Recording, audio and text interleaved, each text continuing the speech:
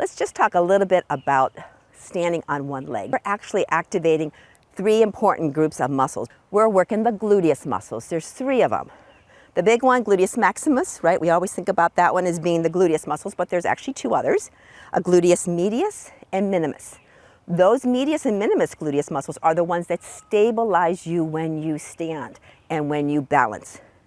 If you don't have strong side hip muscles, which those are, your hips will tend to splay out, right? And then that's going to compromise your knee and your ankle joints. So we want to feel like those muscles are hugging in to the bone. Remember that kind of sensation, hugging into the bone. So we're going to do that by just a little lateral lift. So hands on your hips, you shift your weight to one leg, and the outside, the other leg is going to go out to the side, and we're just going to hold it.